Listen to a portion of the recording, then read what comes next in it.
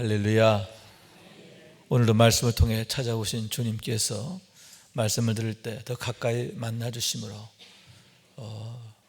하나님의 주시는 은혜와 축복이 오늘도 여러분에게 더욱 가득하게 되시길 주님의 이름으로 축원합니다. 어제 저녁부터 비가 와서 혹여 국내 여행 중에 계신 분 불편하실 거라 생각하는데 또 정반대로 더 좋을 수도 있다라고 생각해요. 왜냐하면 산천초목 또 각양의 꽃들 예쁘게 씻겨져서 더 아름답게 빛나는 모습 보게 되니까 더 좋을 수도 있다라고 생각하는데 모든 게 하나님의 은혜다라고 생각하게 되는 거죠. 지난 주간 특별히 우리 사회봉사부가 주관해서 경로 관광이라고 코인원이라 할까요?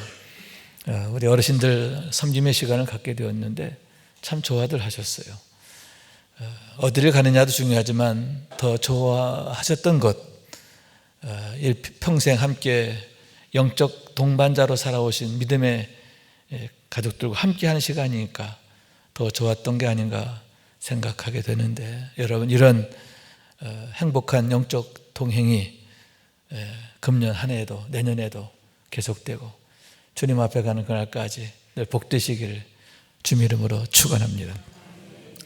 오늘은 특별히 가정의 달 첫 번째 주일을 맞이해서, 특히 어린이 주일을 맞이해서 하나님께서 우리에게 준 자녀들 또 다음 세대를 우리가 어떻게 세워서 하나님 앞에 온전하게 할까, 또 그래서 하나님 앞에 우리의 사명을 감당할 수 있을까 하는 문제를 가지고 고민하고 또 생각을 또 다듬어 가기를 원하는데, 그런 면에서 오늘의 주인공 다니엘은 우리에게 좋은 대답이 되고 있음을 생각하게 되는 겁니다. 다시 말해서 최고의 믿음으로 가장 아름답고 복된 삶의 주인공이 되었던 다니엘과 그의 세 친구다, 이렇게 말할 수 있는데, 어떻게 하면 우리도 그처럼 복 있는 삶이 되고 또 하나님의 살아계신 것 위대하심을 드러내는 삶이 될 수 있을까?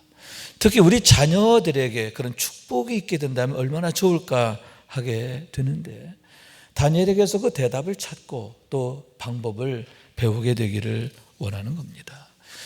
우선 여러분, 다니엘의 경우 그는 유대 왕국에서 꽤 잘 나가던 그런 소년이었음을 보게 됩니다. 아마도 왕족 중에 하나였거나 또 고관대작의 아들이 아니었을까 생각하게 되는 거죠. 그런데 그런 그가 하루 아침에 아주 혹독한 환경에 떨어지게 되는데 적국인 바벨론의 포로로 끌려가게 되었기 때문인 거예요.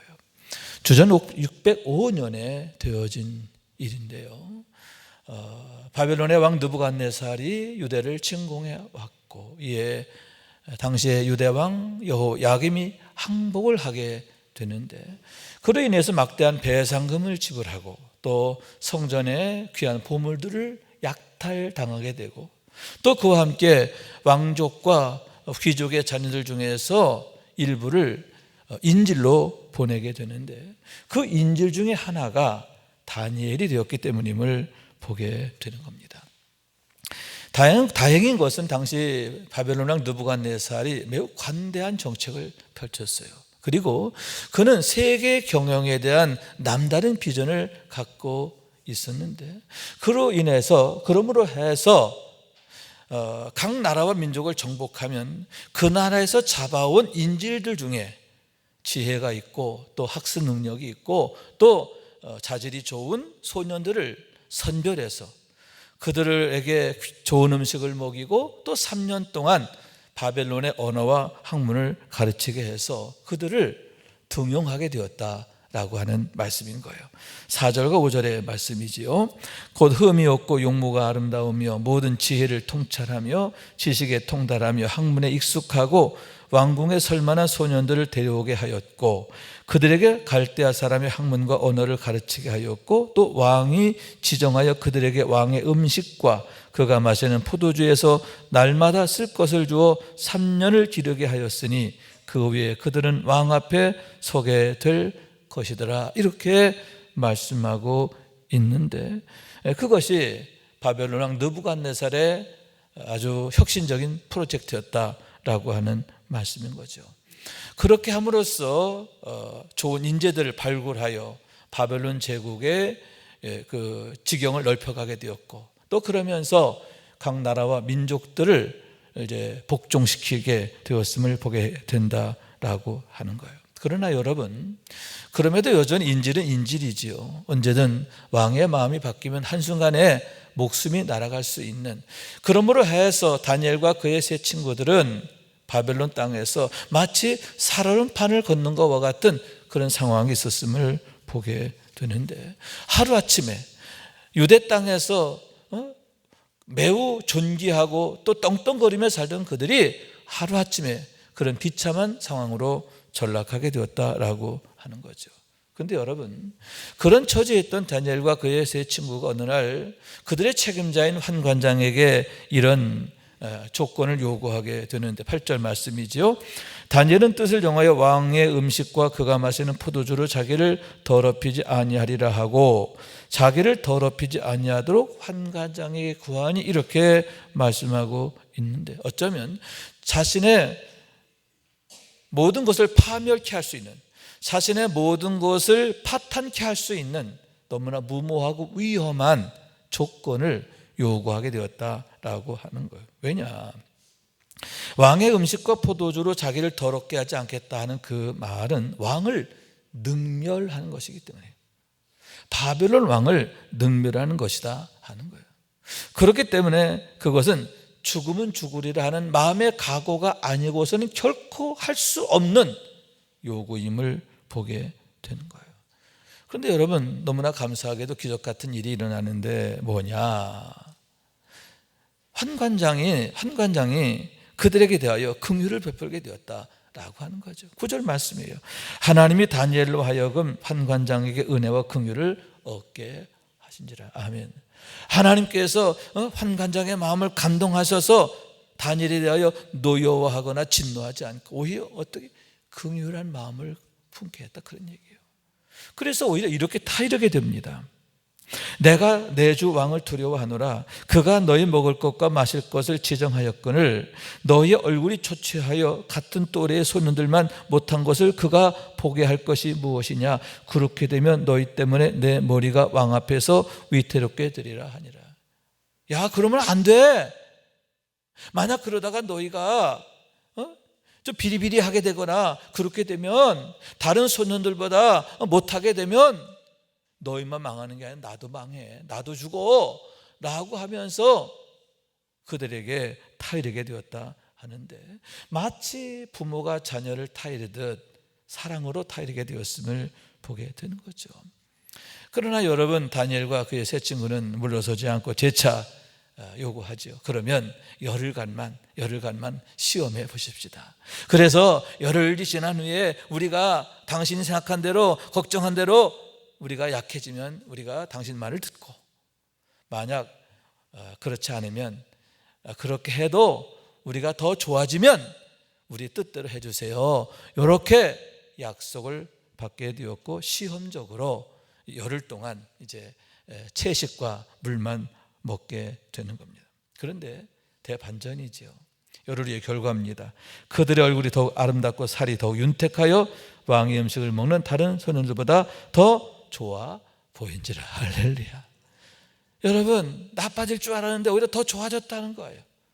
그러므로 해서 결국 환관장의 동의를 얻어내게 되는데, 허락을 받게 되는데, 그로 인하여 그들이 뜻한 바를 이루게 되었음을 보게 된다라고 하는 거죠. 그러면 여러분, 여기서 그들이 거절한 왕의 음식은 무엇인가 하는데, 왜 그것이 우리를 더럽게 한다라고 여겼는가 하는 문제인데요. 여러분, 그때 왕이 내린 음식이 뭐냐면 우상에게 바쳐진 제물이기 때문이에요. 우상에게 바쳐진 제물이기 때문에 여러분, 외형적으로 너무너무 좋아요. 최상급이에요. 고기도 최상급이고, 그리고 포도주도 최상급이에요. 그래서 바벨론 사람이라면 그런 음식과 포도주를 한번 받아 먹어보는 것, 그게 일생일 때 영광이고 소원이야. 그런데 여러분, 문제가 뭐냐? 우상에게 바쳐진 것이니만큼 그것을 먹게 되면 우상의 제사에 참여하는 것이라 여겼고, 그래서 다니엘과 그의 세 친구는 그것으로 인하여 우리가 더럽게 된다 여기고 거절하게 되었음을 보게 되는 거예요. 다시 말해서 여러분, 어떤 의미인가? 첫째, 오직 하나님만을 경외하겠다는 결심이죠. 여러분, 왕의 음식으로 우리가 더럽히지 않겠다. 어떤 의미냐? 우리는 오직 하나님으로 인해서만 살겠다는 거예요. 할렐루야. 오직 하나님만을 경외하고 하나님으로 인하여 살겠다. 셋째, 이를 위해서는 어떻게 해요? 죽으면 죽으리라. 아멘. 첫째, 오직 하나님을 경외하는 믿음으로 살고, 두 번째, 오직 하나님의 은혜로 살고, 세 번째, 이를 위해서 내가 죽으면 죽으리라. 그것이 그들이 왕의 음식을 거절한 의미였음을 보게 된다라고 하는 거죠. 그런데 여러분, 놀라운 은혜가 뭐냐? 17절 말씀이죠. 하나님이 이 소년에게 학문을 주시고 모든 서적을 깨닫게 하시고 지혜를 주셨으니 다니엘은 또 모든 환상과 꿈을 깨달아 알더라. 아멘. 여러분, 그렇게 오직 믿음으로 하나님으로 인하여 살겠다 결심하고 3년을 지냈더니 어떻게 됐어요? 하나님이 그들을 위대하게 만드시는데, 할렐루야. 여러분, 그들로 하여금 모든 것에 있어서 뛰어나게 하시는데, 특히 다니엘에게는 모든 환상과 꿈을 깨달아 알게 하심으로 그 땅의 사람들보다 10배나 위대하게 하셨음을 보게 되는 거예요. 특히 여러분, 다니엘의 경우는요, 꿈을 해몽하고 또 환상을 아는 그런 능력으로 말미암아서 위대하게 돼요. 먼저는 느부갓네살 왕의 꿈을 해몽하죠. 그걸 통해서 왕으로부터 찬사와 경외를 받게 돼요. 그로 인해서 여러분, 하나님의 살아계심을 온 바벨론 땅에 드러나게 되신 줄로 믿습니다. 그와 더불어 그가 일약 출세를 하게 되는데, 여러분, 바벨론의 온 땅을 다스리는 최고 관리로 등용되게 되었음을 보게 되고, 바벨론 모든 지혜자들의 어른으로 세워지는 정말 말이 안 되는 영광을 얻게 되는 거예요. 여러분, 이때 그의 나이가 몇 살이에요? 20살도 안 된 거예요. 한 18 정도밖에 안 된 거예요. 제 20살이 되지 않은 그런 어린 소년이 바벨론 모든 지혜자들의 어른이 되는 말도 안 되는 영광을 얻게 되었는데, 뭐냐? 전적으로 하나님의 은혜로 된 줄로 믿습니다. 하나님께서 그에게 지혜와 총명을 주시고, 아멘. 무엇보다 그로 하여금 모든 환상과 꿈을 깨달아 아는 능력을 주심으로 해서 하나님의 능력으로 인해서 그가 그와 같이 위대하게 되었다라고 하는 거예요. 더욱 감사한 건 뭐냐? 21절의 말씀이죠. 다니엘은 고레스 왕 원년까지 있으니라. 한번 읽어봅시다. 시작. 다니엘은 고레스 왕 원년까지 있으니라. 아멘. 그래서 고레스라고 하는 분은 누구냐 하면 페르시아의 왕을 말해요. 파샤. 성경엔 파샤라고 이렇게 되어 있는데, 주전 537년에 파샤 제국의 왕이 되고요. 그런 연후에 그는 가장 먼저 뭐 하지요? 고레스 칙령을 발해가지고 바벨론에 와 있던, 이 땅에 와 있는 모든 유대 사람들은 고국으로 돌아가라. 아멘. 고국으로 돌아갈 수 있는 그러한 칙령을 발해요.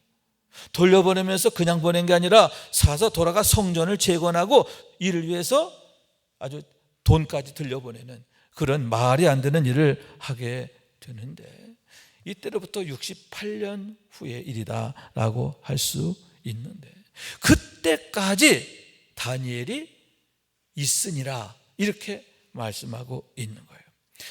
그럼 여러분, 왜 하나님께서 그때까지 다니엘을 살려주셨느냐? 여러분, 이때 아마도 다니엘의 나이가 한 85세 되는 거예요. 이 85세 될 때까지 왜 그가 있게 하셨느냐? 있게 해도 그냥 있는 게 아니에요. 여러분, 가장 존귀한 자로 있게 하셨는데, 그게 뭐냐 하면, 여러분, 이 고레스 왕은 메대 왕국을 이어서 왕이 되는 거예요. 메대, 파사 이렇게 이어지게 되는데, 메대 왕 마지막 왕이 누구냐면 다리우스고, 그 다리우스 왕 때에 있었던 일이 사자굴 사건, 다니엘의 사자굴 사건이에요. 여러분, 그 사자굴 사건으로 어떻게 되죠? 메대 왕 다리우스가 다니엘을 정말 하나님처럼 받들잖아요. 그죠? 그러면서 여러분, 다니엘이 온 그 메대 땅에서 가장 높은 최고 관리로 우뚝 서게 되는데, 그런 상황에서 바로 고레스로 이어지는 거예요. 다리우스 왕, 메대 왕 다리우스와 페르시아 왕 고레스는 친척지간이에요. 그러니까 다리우스 왕 외삼촌이고, 또 그러면 또 장인이 돼요. 반대로 고레스는 다리우스 왕에게 있어서 조카이기도 하고 사위가 되기도 하고, 그래서 처음엔 연합국 형태로 있다가 이제 고레스가 왕이 되면서 온 나라가 페르시아 제국으로 새롭게 시작하게 되는 거예요. 자, 그러니만큼 무슨 얘기입니까? 고레스가 왕이 되기 바로 직전에 다니엘의 사자굴 사건이 있었고, 여러분, 그걸 통해서 온 나라에 다니엘이 어떤 사람인 게 알려지고, 아멘, 다니엘을 통해서 하나님이 어떤 분이신 것을 드러내게 된 줄로 믿습니다. 하나님이 어떤 분인가를 온 세상에 보여주게 된 거예요. 그리고 그것을요, 고레스 왕 역시 두 눈으로 똑똑히 보고 경험한 거예요. 왜 그가 왕이 되자마자 그처럼 유대 백성들로 하여금 고국으로 돌아가게 하고, 돌아가면서도 뭐 하라고? 성전 재건하라고 그렇게 했느냐? 그 이유가 바로 거기에 있음을 보게 되고, 또 그 과정에서 다시 말해서 하나님의 구속사에서 가장 결정적 역할을 하게 된 건 누구냐? 다니엘이라고 하는 거예요.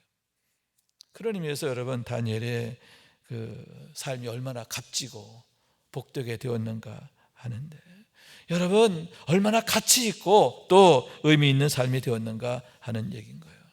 하나님으로부터 얼마나 귀하게 쓰임받게 되었는가 하는데, 그걸 얼마나 하나님께서 사랑하셨을까 하는 얘기입니다. 그러므로 여러분, 믿음으로 사는 게 얼마나 신나는 일이고 복된 일이고 감사한 일인가, 위대한 일인가, 여러분, 그것을 보여주게 된 줄로 믿습니다.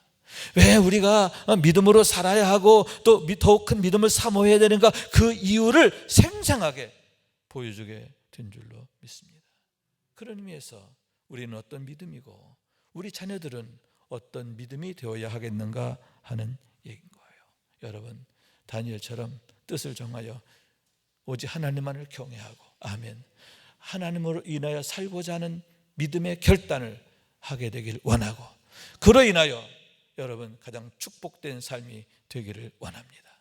하나님 주신 능력으로, 하나님 주신 복으로 최고 축복의 주인공이 되는 우리 모두가 될 수 있기를, 우리 가정이 되고 우리 자녀들이 될 수 있기를 주님 이름으로 축원합니다.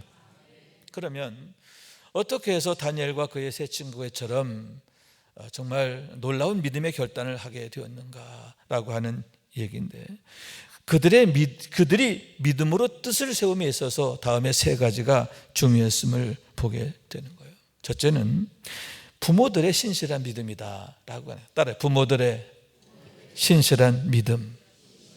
부모들의 믿음이 다니엘이라고 하는 위대한 믿음의 사람들의 영적 토양이 되고 기초가 되었다라고 하는 말씀인 거예요. 그러면 그들의 부모의 영적 모습을 볼 수 있는 게 뭐냐? 다니엘이라는 이름이에요. 여러분, 그 이름을 누가 줬어요? 부모가 줬죠. 다니엘의 이름 뜻이 뭐냐? 단, 재판자, 또 심판자라는 뜻이에요. 니엘, 나의 하나님.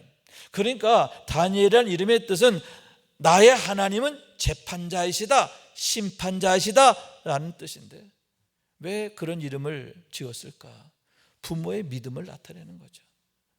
다시 말해서 다니엘의 부모는 어떤 사람들이냐? 참으로 하나님을 두려워하는 자, 오직 하나님만이 우리의 재판자가 되시고 심판자가 되심을 알고 하나님을 경외하는 사람. 여러분, 유대 왕국 말기는요 참으로 혼란하고 또 아주 방자하고 폐역했어요. 그러나 그런 상황 속에서 그들의 부모는 이런 믿음으로 살았던, 그런 믿음 위에서 다니엘의 영적 기초가 형성되었음을 보게 된다 하는 거예요. 다시 말해서 여러분, 그렇게 하나님을 참으로 두려워하는 믿음으로 어린 자녀 다니엘을 양육하게 되었고, 그것이 다니엘의 믿음을 세우는 시작이 되고 자양분이 되고 또 결국은 축복이 되었음을 보게 된다라고 하는 말씀인 거예요. 성경에 보면 여러분, 한 관장이 이렇게 선별할 때 흠이 없고 용모가 아름다운 자를 택하잖아요. 여러분, 흠이 없다라고 하는 건 무엇입니까? 다니엘이 흠이 없는 젊은이로 자랐다는 거예요. 아름다웠다는 거예요. 여러분, 그것은 다니엘이 어렸을 때부터 어떻게 자랐느냐 하는 걸 보여주는 거죠. 하나님의 말씀으로 성령 안에 자라게 되었을 때 하나님으로 인하여 자라니까 그처럼 흠이 없는 소년으로, 아름다운 소년으로 성장하게 되었고, 그것이 그에게 축복의 그런 중요한 자산이 되었음을 보게 된다 하는 얘기인 거예요.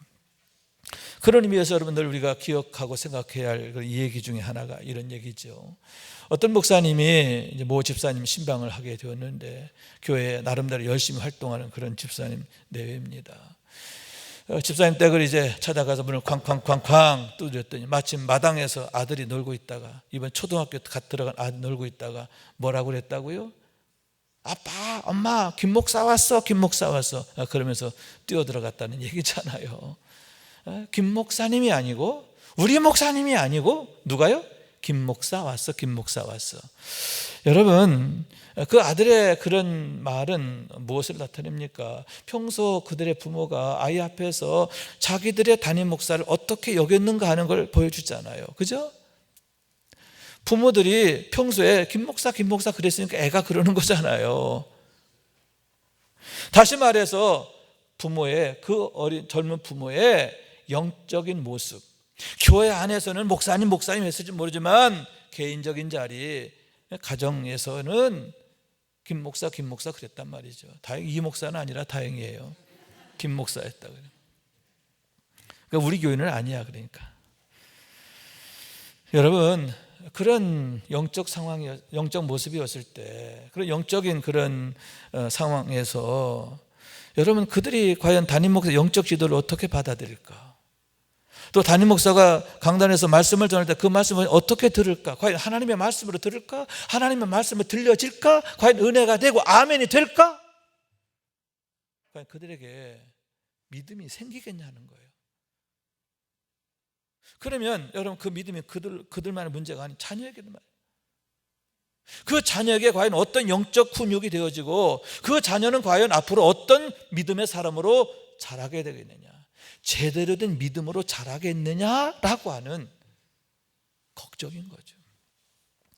저는 개인적으로 너무나 감사한 것 중에 하나가 저희 두 아들이 저를 이어서 목사가 되었다라고 하는 것이죠. 그래서 여러분 아시다시피 큰아들은 이제 호주 멜번에 있는 목자교회에서 부목사로 사역하고 있고, 저희 둘째 아들은 종교교회 부목사로 사역을 하고 있는데, 아들이지만 주의 종이 되는 것만큼은 부모의 의지대로 되는 게 아니기 때문에 하나님의 은혜로 되거든요. 하나님이 불러주셔야 되고 하나님이 택하셔야 되는 거거든요. 그러면 여러분, 어떻게 우리 아들들이 그렇게 될 수 있을까? 저는 전적으로 그들의 외할머니 덕분이다 이렇게 생각해요. 개인적으로는 저의 장모님이 되시는 그들의 외할머니의 믿음이 우리 아이들에게 어려서부터 목사의 소원을 품게 했고, 또 그들 위해 기도하신 어머니의 기도에 힘입어서 지금 이렇게 훌륭한 목사로 성장하게 되었다라고 생각하게 되는 거죠. 저희 장모님은 교회 장로셨는데, 여자 장로셨는데 제가 참 존경하게 됩니다. 지금도 참 제가 감사해요. 이런 훌륭한 분을 내가 장모님으로 만난 게 참 축복이다라고 생각하는데, 무엇보다 하나님을 참 두려워하는 분이었어요. 두려워한다는 게 무서워했다는 게 아니라 하나님을 존중하는, 하나님을 귀중히 여기는. 그래서 우리 장모님의 특징 중에 하나가 뭐냐면 담임 목사님뿐만 아니라 모든 주의 종들을 아주 귀하게 여기는 거예요. 그래서 제가 시골교회 전도사를 가 있을 때도 아주 시골교회 아주 볼품없는 전도사인데도 얼마나 귀중하게 여기고, 그리고 아무것도 없는 전도사가 당신의 딸을 사모로 맡겠다고 할 때도 아주 기뻐하면서 축복하면서 열렬히 응원해 주시고, 저의 목회를 위해서 늘 최선을 다해 도와주시고, 또 제가 사위임에도 불구하고 여러분 저희한테 함부로 하지 않아요. 주의 종으로서 얼마나 저를 이렇게 귀하게 여겼는가. 근데 우리 애들이 얼핏 그걸 봤거든요. 외할머니가 주의 종을 얼마나 귀하게 여기는가를 보면서, 아하, 주의 종은 참 귀중한 것이구나 라고 생각해서 나도 저렇게 목사님 돼야 되겠다 이런 소원을 품게 되었고, 또 외할머니가 뒤에서 기도해 주시고, 그러니까 하나님이 그 마음 붙잡아 주셔서 지금의 결과를 가져오게 되었다. 다시 말해서 우리 장모님의 하나님을 참으로 두려워하는 믿음, 참으로 하나님을 경외하는 믿음이 지금의 저희 가정에 축복이 되었다, 이렇게 생각하게 되는 거예요. 여러분, 다니엘의 부모는 왜 그 아들의 이름을 그렇게 지었을까? 왜 하나님만이 오직 재판자이시고 우리의 판단자이심을 고백하는 삶이 되도록 그 아들을 그렇게 축복하게 되었을까? 부모의 믿음, 그 믿음이 그 아들의 믿음이 되고, 아멘, 결국은 그것이 최고의 축복이 되었음을 보게 되는 거예요. 어떻게 다니엘이 이방 땅의 포로로 끌려가서 인질로 잡혀가서 그 혹독한 상황 속에서도 어떻게 믿음으로 승리하게 되었는가? 여러분, 그 영적 기초가 부모의 신앙에서부터 세워지게 되었는데, 여러분, 우린 과연 어떤 부모일 것인가?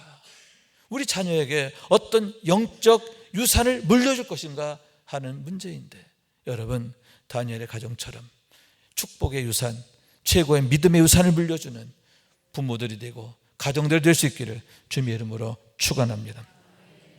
둘째로는 오직 하나님 앞에서 온전케 되고자 하는 굳은 결심, 그것이 그들을 위대하게 만들게 되었음을 보게 되는데, 비록 15 젊은 나이에 불과했지만 오직 믿음으로 살겠다라고 하는 그런 결심이 그들을 그렇게 탁월하고 위대하게 만들게 되었다라고 하는 거죠. 그들의 믿음을 보시고 그들의 믿음을 따라서 하나님이 강력히 역사하셨기 때문임을 믿으시기 바랍니다.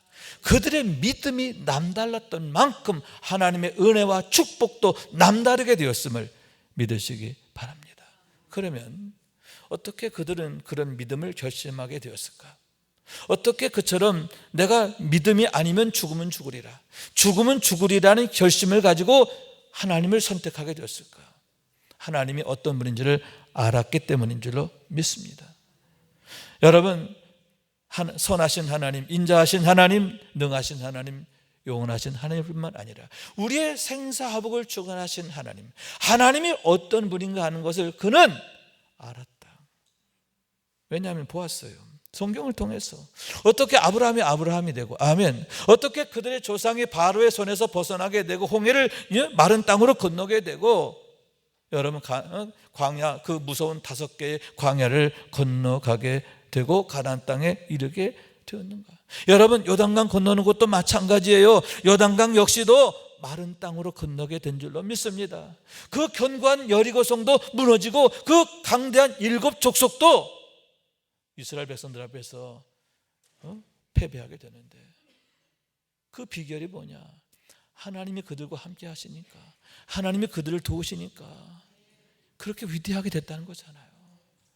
여러분, 성경을 통해서 하나님이 어떤 분인지를 알게 되었고 보게 되었고, 그러므로 해서 여러분, 그들도 믿음으로 살기로 결심하게 되었음을 보게 되는데, 여러분, 그와 같이 우리가 하나님을 보게 되고 알게 되기를 원하는 거예요. 그렇기 때문에 여러분, 믿음의 사람과 믿음이 없는 사람은 모든 것에 대한 반응이 완전히 다름을 보게 되는 거죠. 여러분, 믿음 없는 사람은 늘 염려하고 근심해요. 모든 일에 염려하고 근심해요. 그런데 그럴 수밖에 없어요. 이유가 뭐냐? 나 혼자거든요. 나 혼자이고, 그런데다가 나는 참 한심한 존재야. 난 무력한 존재야. 그렇기 때문에 모든 것에 대해서 염려하고 근심하고 두려워하고 답답할 수밖에 없는 거예요. 반면에 믿음의 사람은 뭐예요? 나 혼자 아니잖아요.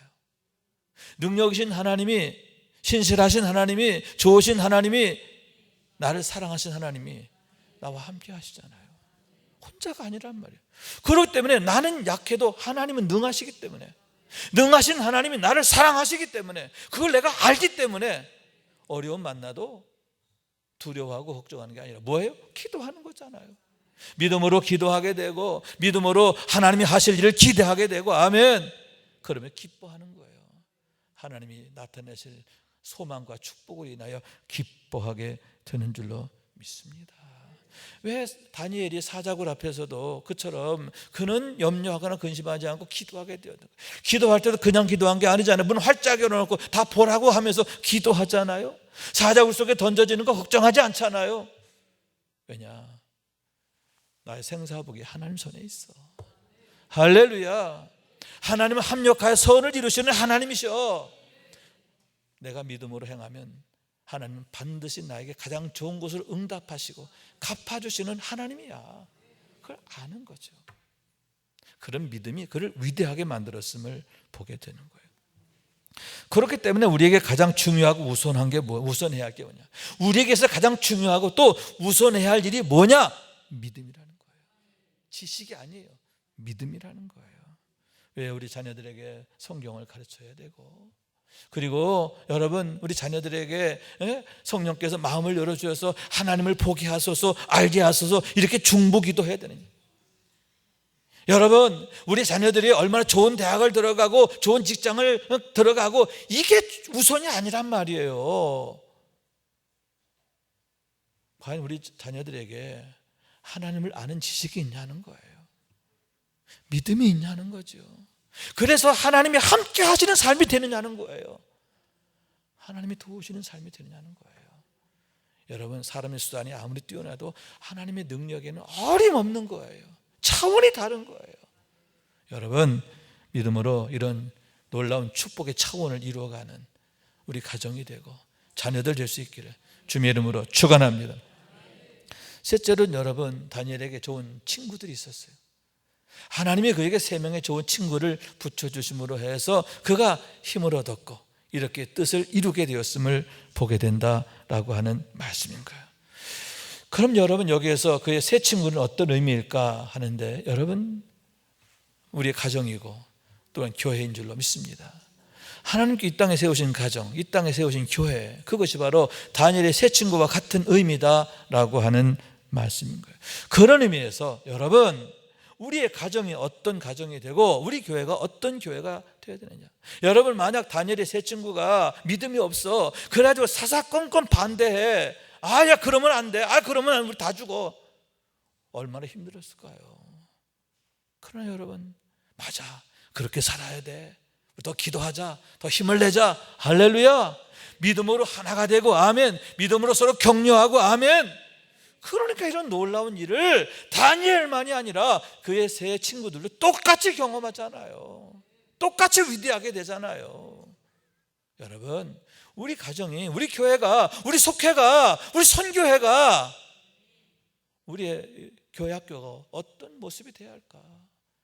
믿음으로 세워져야 돼요. 믿음으로 하나가 되어야 돼요. 그러므로 해서 여러분 함께 성장하고 함께 놀라운 하나님의 축복의 그 영광에 참여하게 될 수 있기를 주님 이름으로 축원합니다.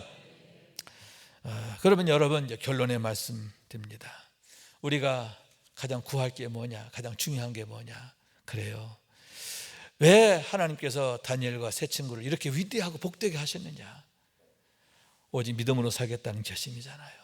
아멘. 하나님으로 인해 살겠다는 그런 소원이잖아요. 그 일을 위해서 내가 죽으면 죽으리라, 그런 결심이잖아요. 여러분 이렇게 우리들도, 우리 가정도, 우리 자녀들도 뜻을 정하는 그러한 믿음이 되기를 원하는 거예요. 그래서 혼자 가는 삶이 아니라 하나님 늘 함께 하시는 삶. 아멘. 아멘. 하나님 붙드시는 삶, 하나님 지켜주시는 삶, 하나님이 도와주시는 삶이 되어야 할 줄로 믿습니다. 다니엘 하나님은요 과거의 하나님이 아니에요. 지금도 동일하게 역사하시는 우리 하나님이시잖아요. 그렇기 때문에 다니엘의 사건은 과거가 아니라 현재가 되어지는 것을 믿으시기 바랍니다. 다니엘의 놀라운 축복의 사건이 우리 현재의 사건이 되는 축복이 될 수 있기를 주님의 이름으로 축원합니다. 축원합니다. 우리 말씀 생각하면서 기도한 마음으로 찬양합시다. 험한 세상 나그네 길 찬양합니다. 험한 세상 나그네 길, 나의 맘이 고날 때 사랑스런 주의 손길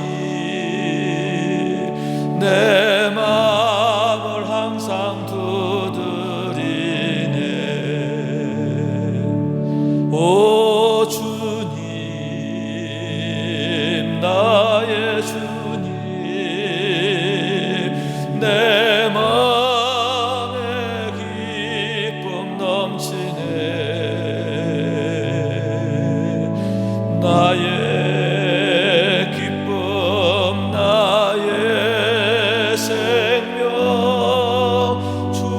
손길 날 구원했네. 주 예수를 내가 안 후 나의 죄짐 벗었네. 영원토록 감사하며 늘 주께 찬송 돌리리라. 오 주님, 나의 주님, 내 마음에 기쁨 넘치네. 나의 기쁨, 나의 생명, 주 손길 날 구원했네. 아멘, 아멘. 여러분, 홈리와 비느하스, 그는 당시 최고 가문의 최고 실력자의 사람이 있잖아요, 그죠? 그러나 불량하게 되고 하나님의 버림당하게 되고 망하잖아요. 자기만 망하는 게 집안을 망하고 이스라엘을 망하게. 반면에 사무엘, 어려서부터 여호와 앞에서 자라니라. 하나님 앞에서 자라니까, 말씀으로 자라니까, 하나님을 두려워하는 마음으로 자라니까 하나님이 함께, 임마누엘, 그와 함께 하시더라. 평화를 이루는 삶이 되잖아요. 살리는 삶이 되잖아요. 그를 통해 회복의 역사가 일어나잖아요. 할렐루야. 하나님이 그를 통해 놀라운 구원을 이루시는 거예요. 여러분, 하나님이 함께 하시는 게 최고 축복이에요. 어떻게 하면 우리 가정이, 우리 자녀들이 하나님이 함께 하시는 삶이 되실까?